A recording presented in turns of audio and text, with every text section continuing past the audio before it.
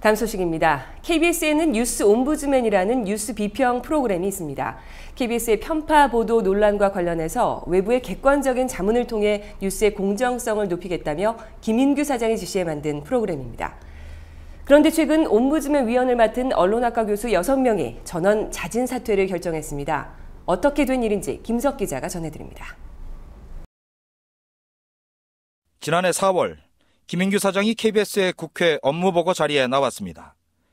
KBS 보도가 편파적이라는 야당 의원들의 연이은 질타에 김 사장이 대안을 내놓습니다. 9시 뉴스 옴부즈맨 제도와 저널리즘 스쿨 등을 도입해서 KBS의 공정성과 신뢰도도 더욱 강화하겠습니다. 이 약속에 따라 지난해 11월 뉴스 옴부즈맨 프로그램이 생겼습니다.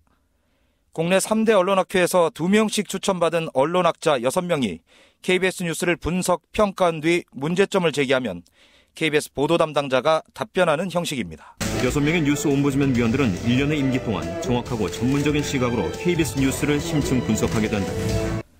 야심차게 출발했던 이 프로그램은 그러나 출범 7개월 만에 파행을 맞았습니다. 옴부즈맨 위원을 맡은 언론학자 6명 전원이 지난달 19일 사퇴를 선언했기 때문입니다. 이들은 사퇴의 변을 통해 뉴스의 질적 향상과 공정성 제고라는 애초에 지향했던 목표에 단 한 발자국도 가까이 나아가지 못해 자괴감을 느낀다고 밝혔습니다. KBS 측이 옴부즈맨들이 한 사람의 시청자 관점에서 KBS 뉴스를 평가해 제시한 의견도 제대로 수용하려 하지 않았다는 겁니다. 자사의 유리한가 불리한가 여부를 떠나 언론계에서 벌어지고 있는 현안도 있는 그대로 보도하는 것이 저널리즘의 원칙이라고 호소했지만 무시당했다고도 했습니다. 세기의 경일기 같은 상황이 되풀이되는 가운데 지난 4월 29일 방송된 총선 보도 비평에서 사태는 결국 파국으로 치달았습니다. 옴부즈맨 위원들은 KBS 총선 보도가 최소한의 기계적 균형도 갖추지 못했다며 성토했고 답변자로 나온 KBS 보도국 담당 기자는 변명에 급급했습니다. 표절이 된 논문을 보여주지 않는 대신에 어떤 장면을 보여주셨냐면은 표절이 아니라는 문 후보의 말을 자막 처리했습니다. 민주당에서는 문대성 후보의 사퇴를 요구하고 문대성 후보는 표절하지 않았다 이렇게 주장하는 상당히 어떤 공방의 단계로 저희가 봤기 때문에 아시다시피 김영태 당선자는 KBS에서 오랫동안 기자 생활을 했고 주간과 국장까지 역임을 했습니다. 이런 김영태 당선자의 성추문이 전혀 언급이 되지 않았던 것은 혹시 이런 개인적인 이력과 관련이 있는 게 아니냐? 최소한 KBS 기자들의 양식은 그 수준은 아니라는 걸 말씀드리겠습니다. 네. 녹화 현장의 분위기는 방송된 것보다 훨씬 험악했다고 합니다. 옴부즈맨 위원과 보도국 팀장 사이에 날선 언쟁이 벌어져 녹화가 수차례 중단됐다는 겁니다. 당시 KBS 측 보도 담당자인 김성진 정치외교부 팀장이 옴부즈맨의 비판을 받아들일 수 없고 수시로 촬영을 못하겠다고 해서 빚어진 일이었다고 옴부즈맨 위원들은 전했습니다. 우여곡절 끝에 방송은 나갔지만 옴부즈맨 위원들은 결국 더 이상 희망이 없다며 전원 사퇴를 선언합니다. KBS 측은 소통 부족과 견해 차이 때문에 빚어진 일이라면서도 사퇴는 성급한 결정이었다며 옴부즈맨 위원들을 비판하기도 했습니다. 6번밖에 지금 방송되지 않은 시점에서 사전에 보도국과 충분한 좀 사전 논의 없이 사퇴를 결정한 데 대해서는 다소 성급하지 않았나 하는 그런 유감스러운 입장 또한 있습니다. 그러면서 새로운 옴부즈맨을 위촉해 방송을 계속하겠다고 밝혔지만 방송 시점까지 새 위원들을 선임하지 못해 지난주 방송은 결국 제대로 나가지 못했습니다. 안녕하십니까. 대통령 특보 출신 사장은 뉴스의 공정성을 높이겠다고 공언했습니다. 하지만 옴부즈맨 위원 전원 사퇴라는 초유의 사태는 이 약속이 얼마나 공허한 것인지를 상징적으로 보여주고 있습니다. 리셋 KBS 뉴스 김석입니다. 그동안 방송 뉴스가 소홀하게 다뤄온 노동자들의 파업 현장을 찾아가 보는 순서. 이번에는 한 달 넘게 파업을 하고 있는 골든브릿지 투자증권 소식을 담았습니다. 7년 전 노사가 회사를 공동 경영하기로 해서 새로운 기업 경영의 모델을 제시했던 이 회사의 노사 관계가 파국으로 치닫고 있습니다. 어떤 문제가 생긴 걸까요? 한승현 기자입니다. 증권사 직원들이 일손을 놓고 도심 한복판 길거리에 나섰습니다.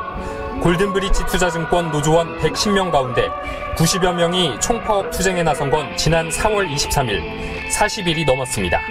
사측은 일방적으로 단체 협약을 해지하고 노조를 압박해왔습니다. 노조는 사측이 노조 탈퇴를 강요하거나 연차 수당을 지급하지 않는 등 노동 탄압을 지속해왔다고 주장합니다.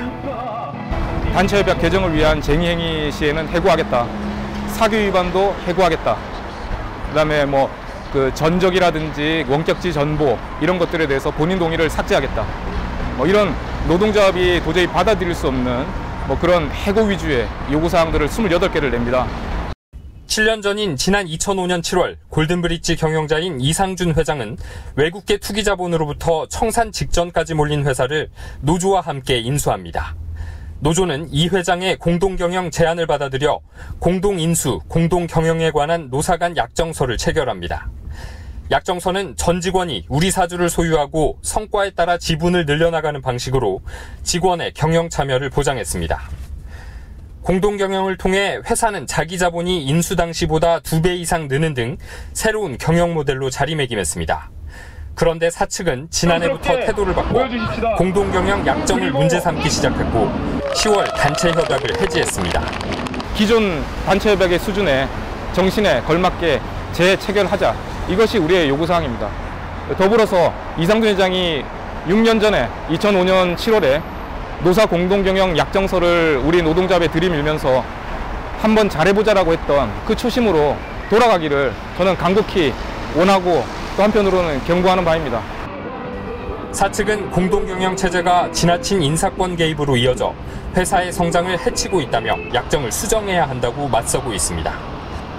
오는 7일 열리는 주주총회에서 사측은 노조 추천이사 선임을 배제하기로 했고 노조는 주총회 참가에 적극 항의하기로 했습니다.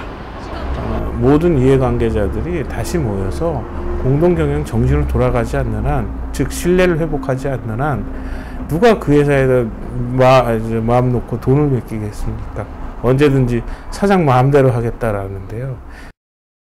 한때 노사 공동경영, 상생경영을 내세워 새로운 기업 모델로 각광받았던 골든브릿지 투자증권.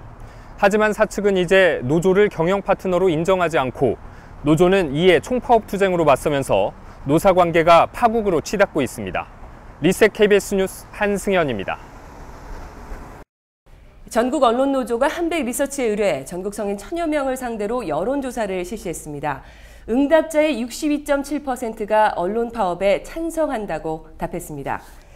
낙하산 사장 거취에 대해서는 75.8%가 퇴진해야 한다고 답했고 언론 장악과 불법 사찰 진상 규명을 위해 75.6%가 국정조사와 청문회를 도입해야 한다고 답했습니다. 공영방송의 지배구조 개선을 위한 법 개정에는 81.8%가 공감했습니다. 이런 국민들의 지지를 바탕으로 이강택 전국 언론노조위원장과 김현석 KBS 새노조위원장은 국정조사와 청문회 실시, 낙하산 사장 퇴출 등을 요구하며 지난 5월 29일부터 무기한 단식 농성에 들어갔습니다.